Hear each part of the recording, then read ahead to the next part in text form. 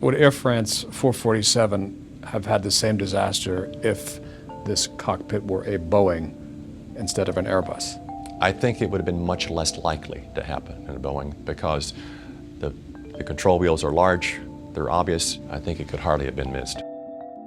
On the evening of May 31st, 2009, Air France Flight 447, an Airbus A330 with 228 souls on board, left Rio de Janeiro at 7:29 p.m. local time for a routine 12-hour transatlantic flight to Paris. Everything about the flight was normal. After a perfect, uneventful takeoff, Flight 447 reached its cruise altitude of 35,000 feet, and it was just another normal flight for the next 3.5 hours. Then suddenly, with no attempt to contact air traffic controllers, no mayday calls were heard, and no signs of trouble seen from the ground, Air France Flight 447 vanished into the thin night air.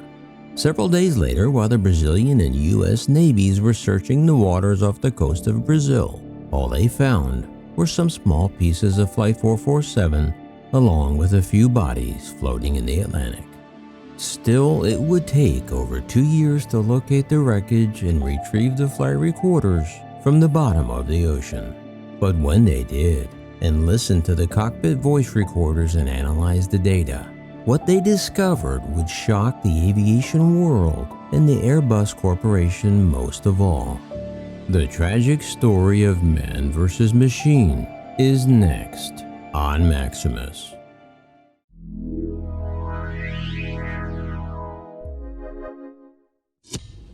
Greetings everybody, Maximus here. I hope you're all doing well, wherever you may be, all around this great big world of ours. Before we get to the story of how automation brought down Air France Flight 447, I have a question for you. Did you know that automation can also bring down the online devices in your life too, unless you have protection? And that's where Surfshark comes in. And that's also why I'm happy to introduce Surfshark, who is sponsoring today's video. Surfshark is a VPN, a virtual private network, that keeps your online identity safe by encrypting all of the information sent between your device and the internet. If you're connected to a public Wi-Fi, either at the airport or your favorite coffee shop, without a VPN, your device and all of your private information is at risk of being hacked. But if you have Surfshark, with just the click of a mouse or a stroke on your smartphone, you can instantly put up a virtual wall to prevent computer hackers from stealing your entire life's work in the blink of an eye. Another great feature of Surfshark VPN is that it can actually change your online location virtually to anywhere on Earth by utilizing Surfshark's vast global network of over 3,200 servers in 65 countries around the world. And Surfshark can save you money too. Did you know that hotels and airlines charge different rates simply depending on your location? So instead of booking your next trip from your actual location, use Surfshark's VPN to change your virtual location to book your airline tickets as well as your hotel room and save money in the process. Maybe you want to binge watch episodes of your favorite Netflix, Hulu, or HBO Max shows, but they're not available in your country. No problem. Now you can watch whatever you want, wherever you want with Surfshark VPN. And unlike other VPNs, Surfshark is the only provider that allows you to use their VPN on an unlimited number of devices with just a single account. And because you're watching this on Maximus Aviation, I have an amazing offer for you. You will get a whopping 83% off Surfshark VPN plus 3 months totally free simply by using the offer code Maximus. That's right, 83% off and 3 months totally free. Just use the code Maximus. And best of all, Surfshark offers a 30-day money-back guarantee, so there's no risk at all to try it out. So what do you have to lose? Besides everything. So start protecting your online identity today by clicking the Surfshark link below. You'll be glad you did.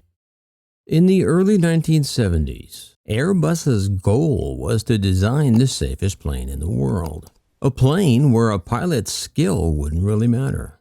Bernard Ziegler, Senior VP of Airbus and the father of Airbus's fly-by-wire system, once said that he was building an airplane that even his concierge would be able to fly.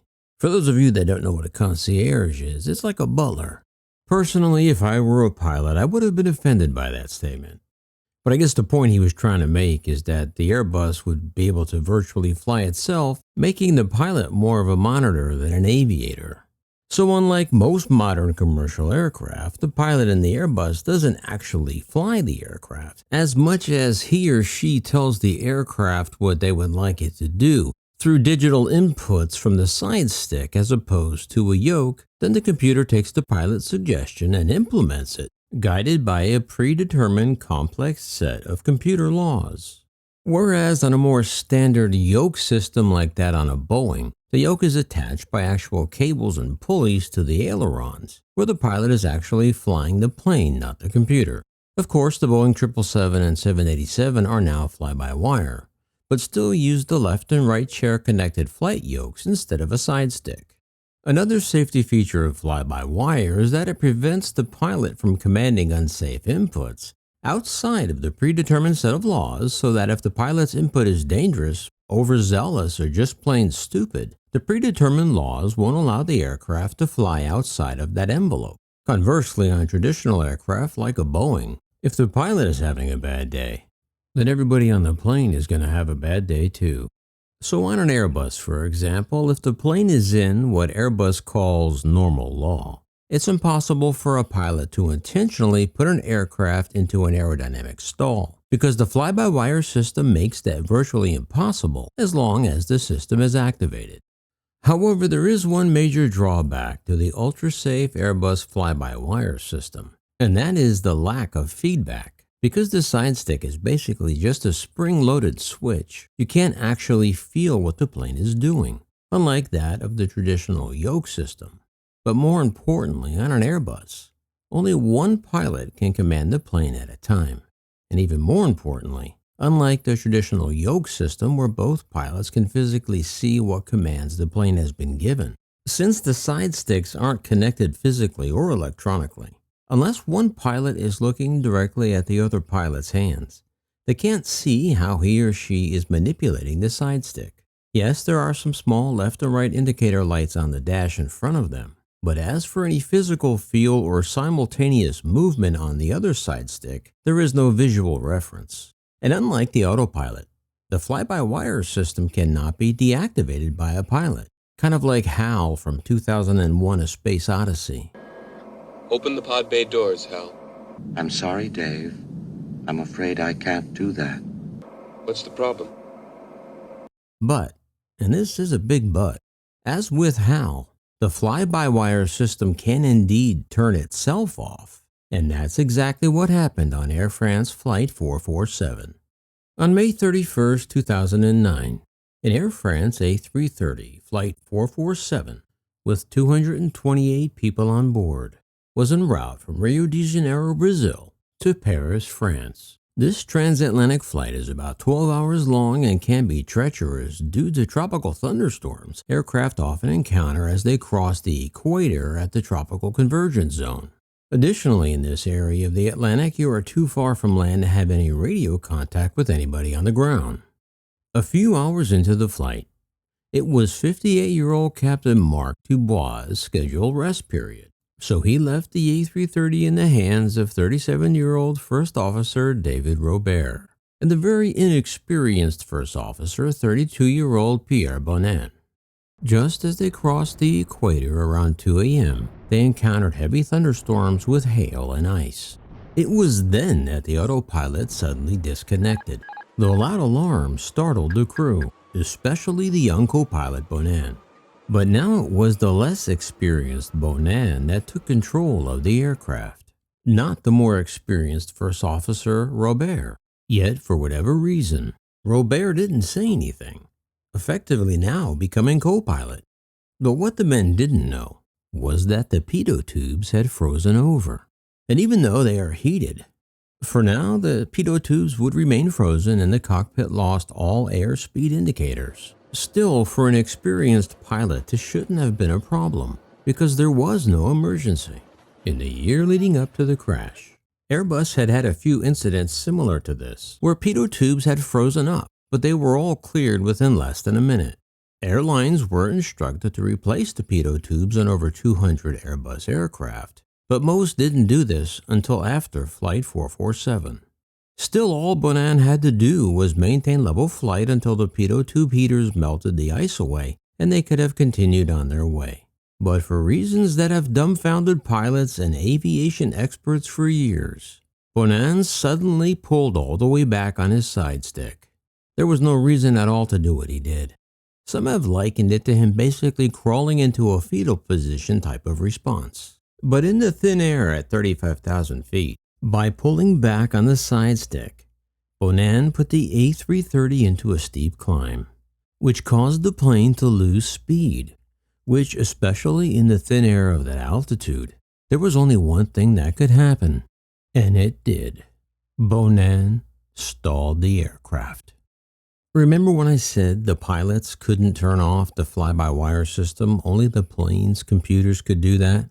Well, when the pitot tubes froze, not only did the autopilot turn off, but the plane's fly-by-wire system went into what is called direct law, which means that automation safety features have now been switched off.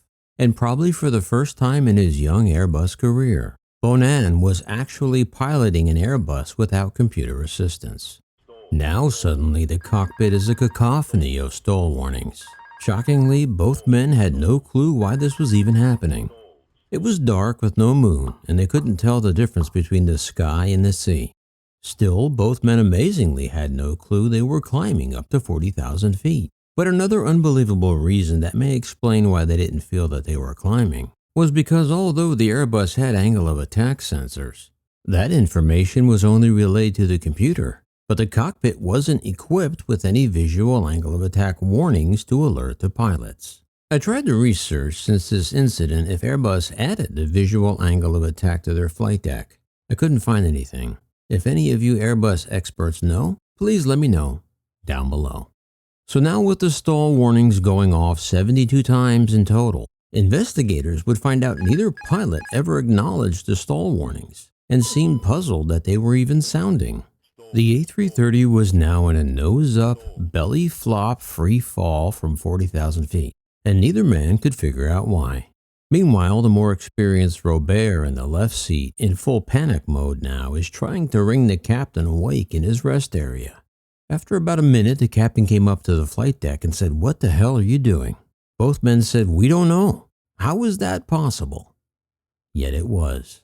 The plane was no longer flying, but falling.